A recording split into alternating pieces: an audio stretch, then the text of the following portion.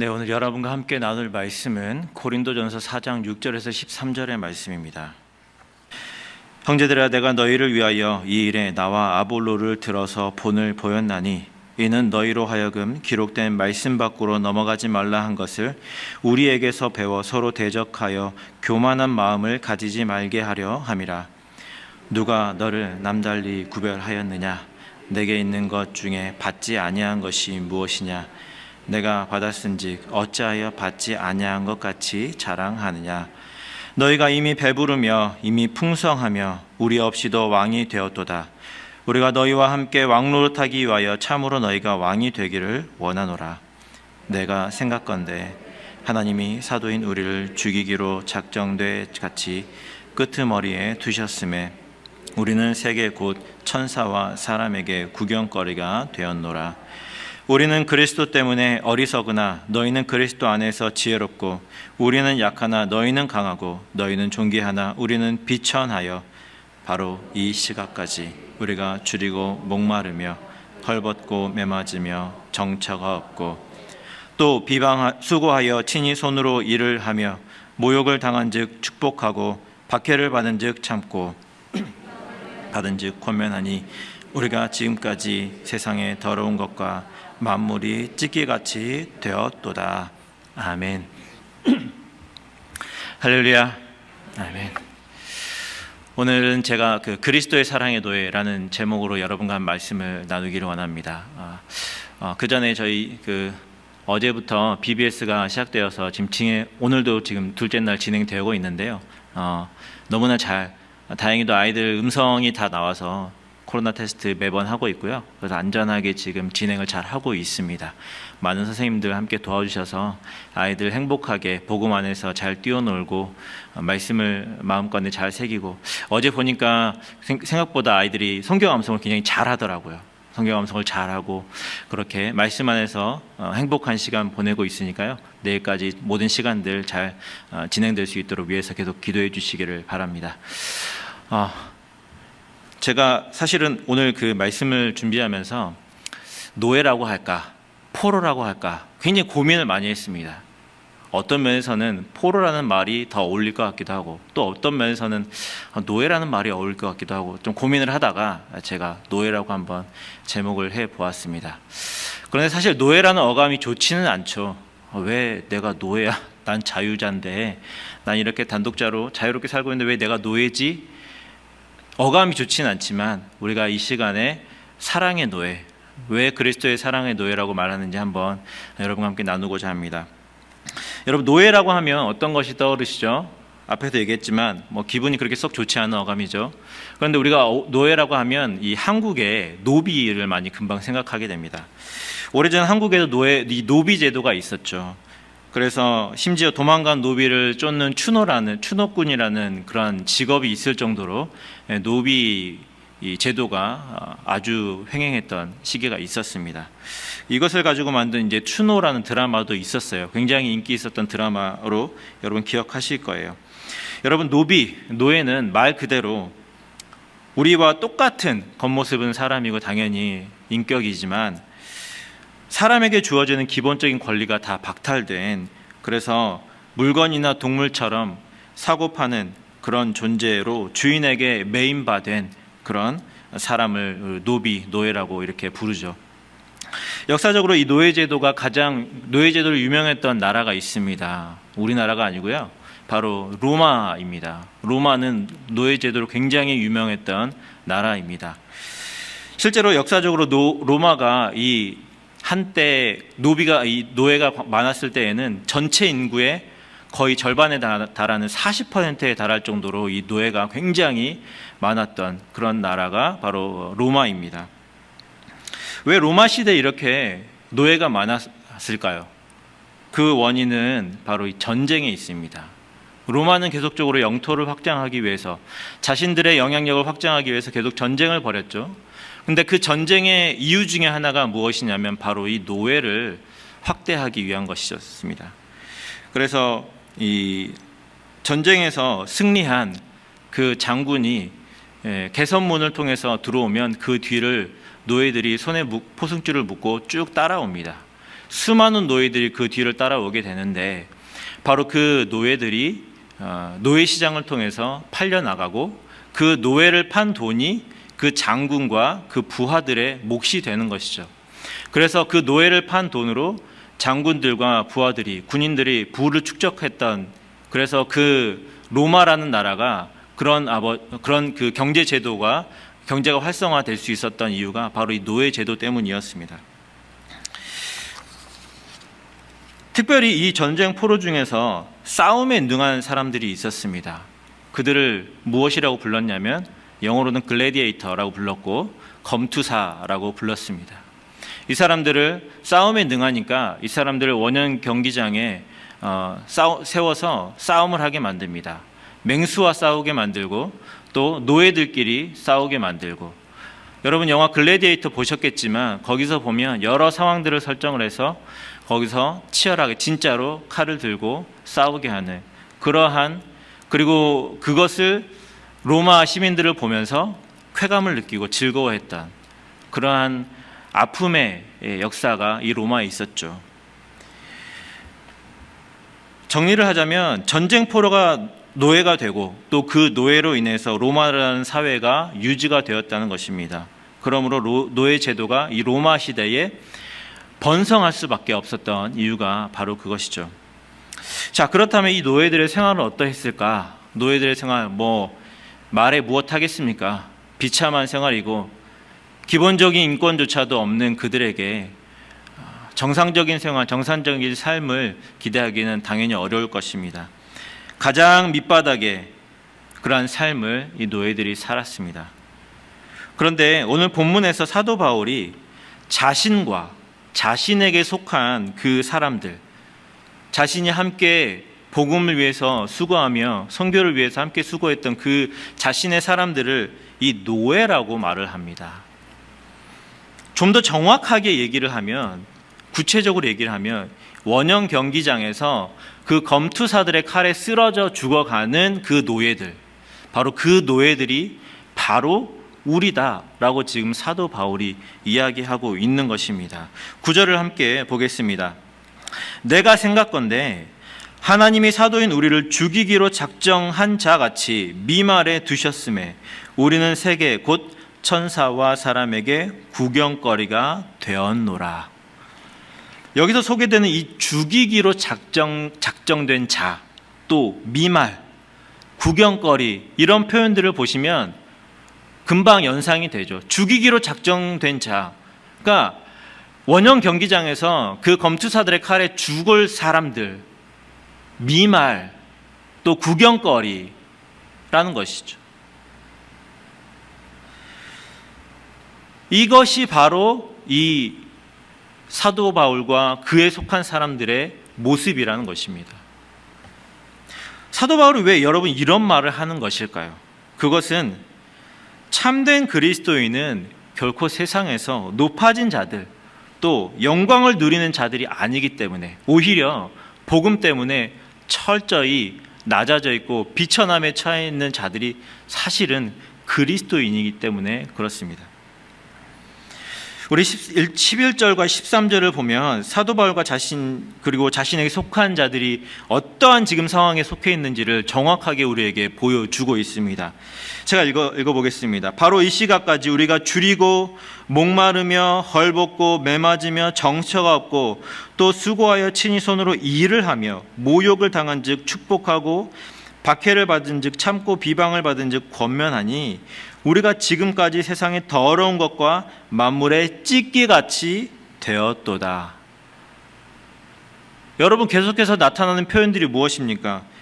줄이고 목마르고 헐벗고 매맞고 정처가 없고 잘 곳이 없고 또 수고하여 친히 내가 일을 해야 먹고 사는, 모욕을 당하고 박해를 당하는, 그래서 더럽기가 만물의 찌꺼기 같을 정도의 위치, 그러한 사회적인 위치, 그것이 바로 우리다라고 이렇게 말하고 있는 것입니다.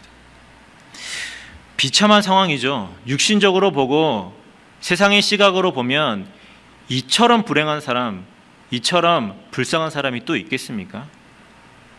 예수를 믿고 있는데 잘 되기는커녕 맨날 고난만 당하고 병에, 중한 병에, 또 고통에, 뜻하지 않는 어려움에 계속적으로 시달리게 된다면 여러분은 예수님 믿고 싶습니까? 만약 진짜 예수를 믿는 자들이 계속 그런 고통과 어려움 가운데만 있다면 아마 예수 믿고 싶은 사람 그렇게 많지는 않을 거예요. 여러분, 우리가 이 겹치는 고난과 어려움들, 예수를 믿는데도 불구하고 우리에게 당면하는 그런 고난들을 무엇으로 설명할 수 있을까? 그런데 사도 바울은 무엇이라고 고백합니까? 그러한 상황이 오히려 당연하다. 우리가 세상에 찌꺼기 같이 보이는 것이 당연하다라고 얘기를 하고 있는 것입니다.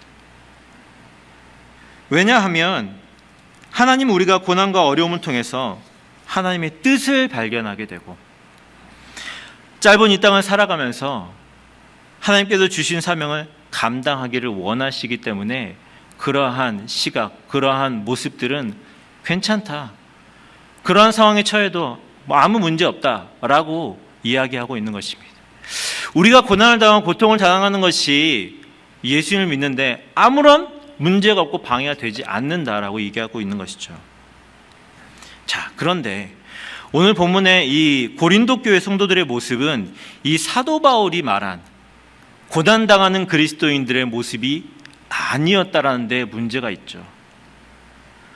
사도 바울은 8절에서 이 고린도 교회 성도들에 대해서 이렇게 이야기를 합니다. 너희가 이미 배부르며 이미 부요하며 우리 없이 왕노릇하였도다. 우리가 너희와 함께 왕노릇하기 위하여 참으로 너희의 왕노릇하기를 원하노라. 무슨 말입니까? 고린도 교회 성도들이 이미 너무 넉넉해요. 앞에서 사도 바울은 줄이고 헐벗었다라고 얘기했는데 이 사람들은 너무 배가 불러요. 이미 부요해요. 심지어 왕처럼 그렇게 살았다고 이야기를 하고 있습니다. 자, 바울과 그와 함께한 사람들은 세상의 찌꺼기 같은 모습으로 살고 있는데, 사람들 앞에 그렇게 비춰지고 있는데, 고린도 교회 성도들은 전혀 그런 모습이 아니라는 것이죠. 그래서 사도 바울이 지금 참으로 너희의 왕노릇하기를 원하노라 라고 하는 이 말, 너희가 진짜 왕이 되었으면 좋겠다, 왕노릇해라 라고 이렇게 말하는 이 말은 진짜 그렇게 되기를 원하는 것이 아니라 비꼬는 말인 거죠. 그래, 한번 해봐라, 이런 얘기인 거예요. 비꼬는 말이에요. 여러분, 무엇이 문제입니까? 고린도 교회 성도들은 사도 바울과 같은 위치에 사실은 있었어야 됐죠. 사도 바울이 전한 복음을 들었고, 사도 바울이 전한 복음으로 그들이 성도가 되고 교회가 되고 교회를 이루고 함께 신앙생활을 하지 않습니까? 그런데 그들은 지금 원형 극장에서 피를 흘리며 싸우는 이 노예들의 모습, 그 위치에 있는 것이 아니라 지금 어디에 있냐면 원형 극장에서 피를 흘리며 싸우는 사람들을 바라보는 구경꾼의 위치에 있다는 거죠.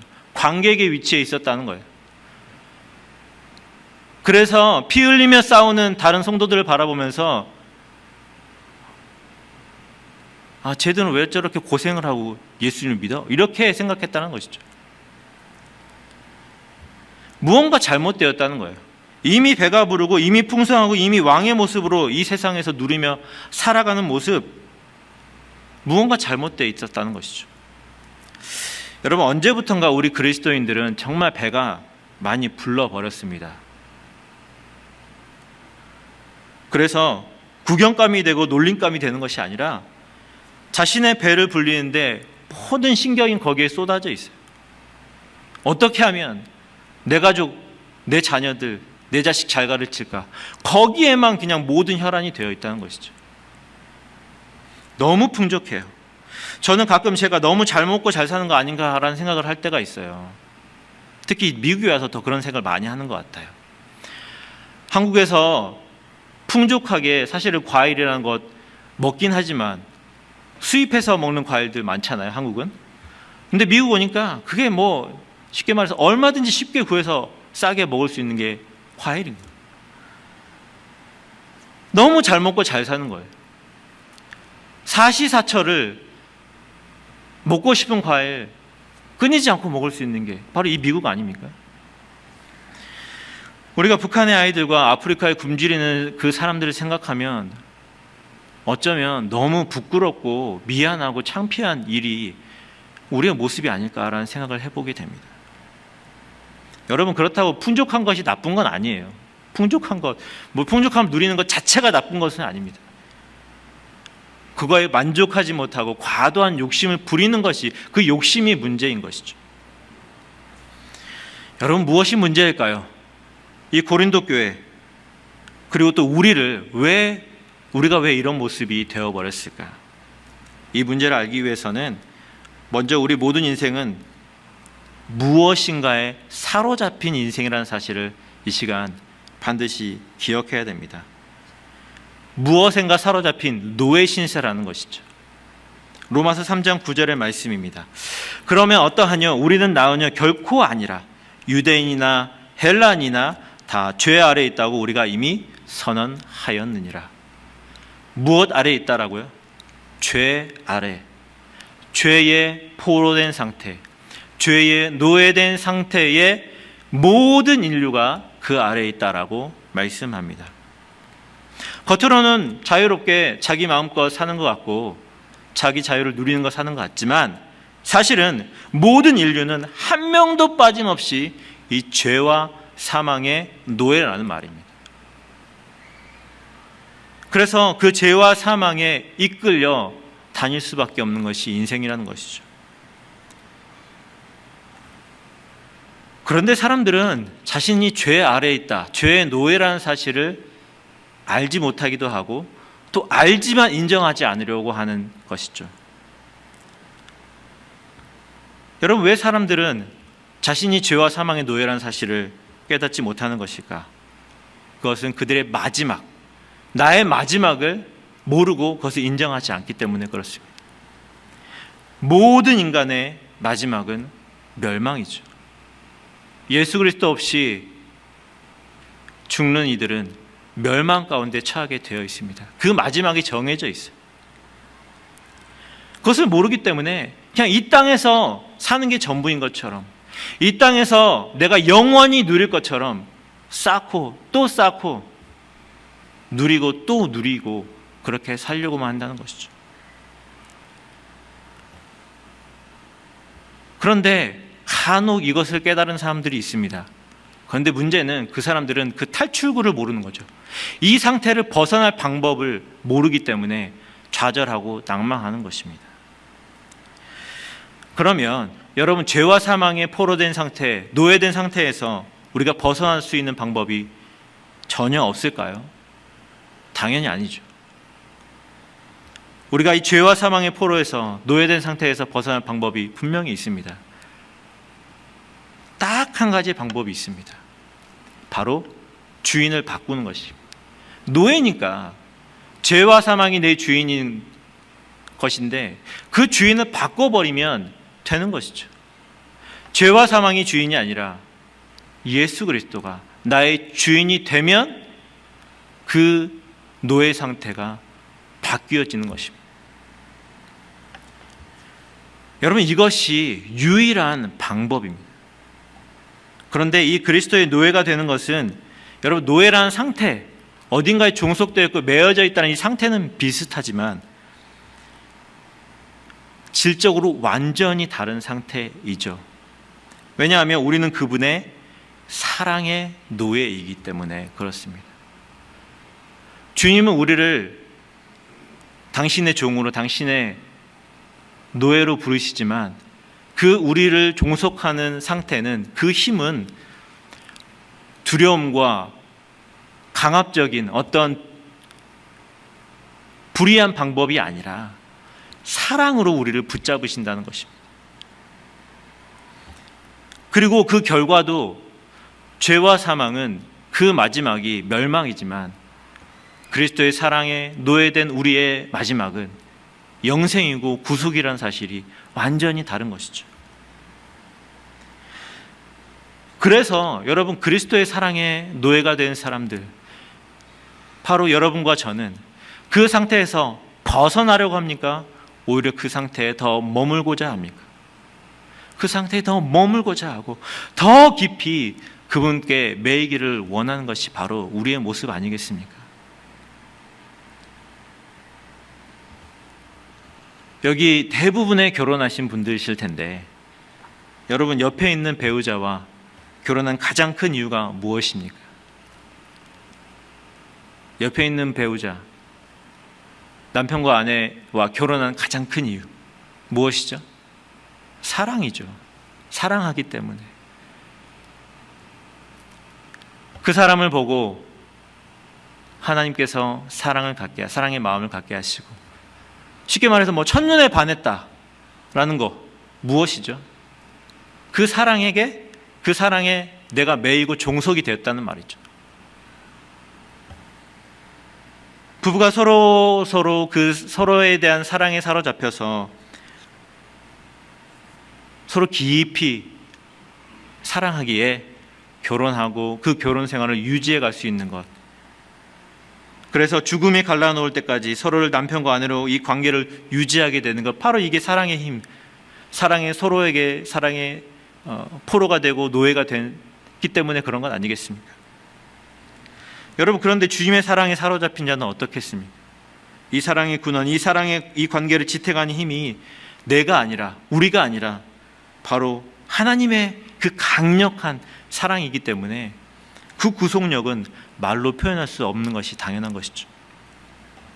여러분, 이 그리스도의 사랑의 힘이 우리를 강력하게 구속하는 것입니다. 그래서 이 세상의 어떠한 권세와 어떠한 능력도 이 사랑에서 우리를 영원토록 빼앗지 못하는 것입니다. 그래서 어떠한 고난과 역경 속에서도 이 관계가 끊어지지 않고 유지될 뿐만 아니라 중요한 것은 이 사랑에 사로잡힌 자는 적극적으로 예수님이 원하시는 삶을 살게 된다는 것입니다. 자, 그렇다면 이제 마지막을 향해서 달려갑니다. 이 고린도 교회 문제, 이 성도들의 문제가 도대체 무엇일까? 그것은 이들이 그리스도의 사랑의 노예로 온전히 살고자 하지 않았다라는 것이죠. 이들은 온전히 그리스도의 사랑에 사로잡히지 아니하였고 그 사랑 가운데 거하지 아니하였다는 것입니다. 그래서 자꾸만 이들의 시선이 어디로 향합니까? 이들의 시선이 지금 원형극장의 노예의 위치에 자꾸 있어야 되는데 자꾸 시선이 관중석으로 향하는 거예요. 빨리 저기로 내가 좀 올라가고 싶다라는 거예요. 관중석에 대해서 구경꾼이 되어서 그냥 이거를 그냥 지켜보고 싶다는 것이죠. 그들은 그리스도의 사랑에 매인받아 세상과 싸우고 죄와 악한 영들과 싸움을 싸워야 했습니다. 또한 사람들의 조롱과 놀림감이 되는 것을 당당히 받아들여야 했어요. 그러나 이들은 자신이 관중인 것처럼, 구경꾼인 것처럼 살았다는 것이죠. 바로 거기서 문제가 발생하게 된 것입니다. 그렇기 때문에 그들은 자신들을 세상이 찌꺼기처럼 여기지 않았고 그냥 구경꾼처럼 하나님이 하시는 일, 교회가 하는 일들 바라보면서 잘한다 라고 그냥 구경했던 것이죠. 여러분, 우리는 자꾸 관중석으로 가려고 합니다. 구경꾼이 되고 싶어 해요. 좀 쉽게 예수 믿고 싶어 하죠. 어려운 일은 다른 사람들이 좀 하고, 나보다 더 믿음 좋고, 나보다 더 신앙의 연륜이 있고, 나보다 더 잘 살고, 나보다 좀 더 헌신할 수 있는 사람들이 그냥 그 사람들이 헌신했으면 좋겠어요. 나는 그냥 구경하고 싶어요. 아, 참 잘한다. 보니까 재밌네, 즐겁네. 이렇게 하고 싶은 것이죠. 여러분, 그런데 우리가 그리스도의 사랑의 노예가 된다는 말은 구경꾼이 된다는 말이 아니라고 분명히 얘기 드렸습니다. 오히려 검투사의 피에 그 칼에 피를 흘려야 되는 그 사람이 바로 우리가 되어야 되는 것, 그것이 진정한 그리스도의 사랑의 노예라는 것입니다. 그래서 애매한 고난을 당하고 어려움을 당하고 그리스도인이기 때문에 사업을 하다가 타협을 하지 못하고 거짓말하지 못하고, 그래서 심지어 쫄딱 망하는 상황이 벌어지는 것도 받아들일 수 있는 것, 그것이 진짜 그리스도의 사랑의 노예의 모습인 것이죠. 제가 어떤 목사님의 고백을 한번 들은 적이 있어요. 이 목사님이 사역하는 이제 성도들, 교회 성도 가운데 개업을 하게 되었습니다. 부동산 그 개업을 했어요. 그래서 목사님께서 개업을 하실 때 가서 기도를 해 주었어요. 이 사업이 잘 되도록, 이 사업이 하나님 기뻐하시는 사업이 되도록 그렇게 기도를 해 드렸어요. 그런데 시간이 몇 년이 흘렀는데 이 사업이 잘 되지 않는 거예요. 그래서 결국에는 하다 견디다 이 사업을 결국에는 문을 닫게 되었습니다. 그런데 놀라운 것은 이 집사님이 다시 목사님을 불렀어요. 목사님, 제가 사업을 이제 정리하게 되었는데 와서 예배를 드려주세요. 그래서 목사님 깜짝 놀라서 물어봤어요. 아니, 사업을 문을 닫게 생겼는데 뭐 사실 안 좋은 일이고 슬픈 일이고, 그런데 예배라니요? 라고 물어보았더니, 아니, 시작도 하나님께서 시작하게 하셨는데 마지막도 폐업 예배로 마무리를 해야죠 라고 하는 얘기를 하시는, 그래서 그 목사님 가서 예배를 드려주면서 참 신기한 사람 내가 다 봤다, 이렇게 고백하는 얘기를 들었습니다. 여러분, 이것이 진정한 그리스도인의 모습 아니겠습니까? 잘 되면 기도하고, 잘 되면 헌금하고, 잘 되면 당연히 그리스도인이니까 잘 되는 게 당연하 보이지만, 만약에 잘못되고 불행하고 고난을 받고 애매한 문제 가운데 연속되는 고난 속에 있게 되면, 여러분 당장 우리 마음에 드는 것이 무엇입니까? 예수 믿기를 내가 잘했나? 라는 고민이 들게 되는 것이죠. 왜 예수님은 나에게 이러한, 내가 당신을 그렇게 잘 섬기는데 왜 나에게 이런 고난을 주실까? 라는 생각하지 않겠습니까? 그런데 여러분, 그 시간에도 우리는 감사할 수 있어야 됩니다. 병에 걸리고 어려움이 닥쳤을 때에도 감사할 수 있어야 된다는 것이죠. 어떤 권사님이 이런 고백을 하시는 걸 들었어요. 이제 노년이세요. 80이 넘으신 노 권사님이신데 검사를 했어요. 검사를 했는데 그 전까지 너무 건강히 사시던 분이 마지막 노년에 덜컥 암에 걸리셨어요. 검사를 했더니 이제 암에 걸렸다고 이렇게 검사가 나왔어요. 그런데 이분이 암에 걸렸다는 딱 그 얘기를 듣는 순간 이분이 감사합니다 라고 말씀하시더라고요. 내가 평생 너무 건강하게 하나님 주신 건강 누리면서 잘 살아왔는데, 그래도 마지막 노년 하나님 앞에 병에 걸렸지만 자식들과 함께 그 시간들, 남은 시간들을 내가 알고 준비할 수 있는 시간 주셔서 감사합니다 라고 고백하시면서 그 시간들을 보내시는 노 권사님을 제가 한번 본 적이 있습니다. 우리가 그랬으면 좋겠습니다. 왜 나는 이렇게 마지막 이런 병에, 몹쓸 병에 걸려서 이 고생을 하지? 그게 아니라, 하나님, 내가 마지막을 준비할 수 있는 시간을 주셔서 감사합니다. 그런 감사가 우리에게 있어야 할 줄로 믿습니다. 사랑하는 성도 여러분, 참된 그리스도인의 자리는 사랑의 노예가 되는 것입니다. 그래서 세상의 원형 극장에서 그리스도의 노예가 돼서 치열한 영적 싸움을 싸우며 어떠한 고난과 박해도 어려움도 극복하며 주님의 사랑의 노예되어 감사함으로 나아가는 것, 그것이 바로 그리스도인인 줄 믿습니다. 여러분, 그리스도의 사랑의 노예가 되시기 바랍니다.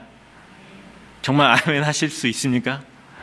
제가 너무 어려운 사실은 이 설교일지도 모르겠습니다. 어려운 고백이 될 수도 있겠습니다.